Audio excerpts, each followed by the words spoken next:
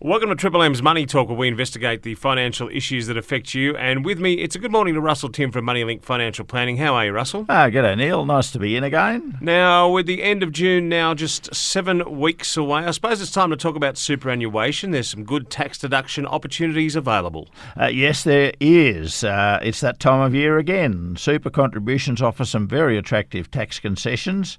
They're popular with high income earners, of course, and people tend to become more interested in using super to advantage as they get older and are keen to build their retirement savings. But younger people should consider super too, and at least put in some small extra amounts. When you're young, it's easy to forget about super. Retirement is decades away. You've got other priorities like raising children, paying off the mortgage, and super is tied up for the long term. So it's hard for young people to think that far ahead. Yes, true. All those things are valid, Neil. But even small contributions can earn valuable tax refunds now and provide a big benefit at retirement time. Compound interest is very powerful over the really long term. So a small contribution now, even $100 a month, will grow to a large amount of money in 30 or 40 years. An automatic deduction from a personal bank account will hardly be missed. We quickly get used to having a little bit less to spend. Okay, so let's just go over the rules then. Employers must pay 9.5% super contribution on salaries. So I guess if someone's earning, say, $80,000 a year, the employer's just putting in a bit under $8,000. How much extra can they themselves put in? Well, Neil, each person can put in up to $25,000 of total tax deductible contributions annually, and that includes the employer amounts. For a person earning $80,000 per annum, that's $7,600 of contributions. Therefore, that person could put in up to another $17,400 if they could afford it.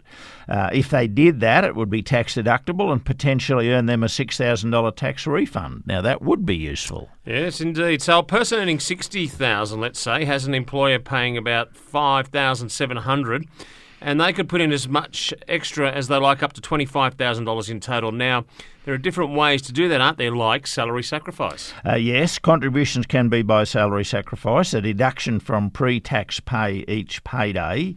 You arrange that through your pay office. For example, the person wanting to put in $17,400 could request a pre-tax salary sacrifice super payment of $334 a week, and that would reduce their after-tax take-home pay by about $219 a week, and that might be affordable. I'm sorry if that sounds a bit complicated, but it is important and useful to understand how this all works. Yeah, absolutely. If you start sacrificing a regular amount each week, you won't get much into super in this financial year, though, will you? There's only 7 weeks to go. Yeah, true. So here's an idea. Some people could consider sacrificing all of their pay for the rest of the year. If they have savings in the bank or a partner who's earning enough to pay the bills, why not give up all your salary into super for the next 7 weeks? Okay, self-employed people could always make lump sum contributions and get a tax deduction, but now everyone can do that, can't they? Yes, Neil, everyone under age 67 and up to 74 if they're still working. The money must be in the super fund on the 30th of June to qualify for the deduction. Most funds have instructions on their websites explaining how to do it, and you also need to complete a tax office claim form.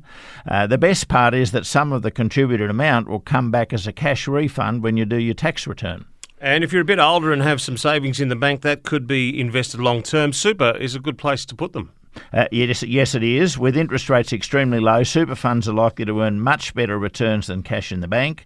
The tax on the earnings inside the fund is also lower than personal marginal tax rates, so that means higher returns. The long-term benefit is an improvement in your retirement living standard. Of course, smaller contributions are also a valuable strategy. Another way to get extra into super is also to sacrifice overtime payments, bonuses, things like that. Okay, you mentioned compound interest before. That is the key, isn't it? It really is, Neil. Yeah, based on typical past fund returns, a sacrifice of $100 a week for 20 years will add about $180,000 to your retirement benefit. Do it for 30 years and you'll end up with something like $400,000 more in retirement. Isn't that amazing? It certainly is. Thank you, Russell. Thank you. And Russell Tim is a representative of MoneyLink Financial Planning Proprietary Limited, an Australian financial services licence holder.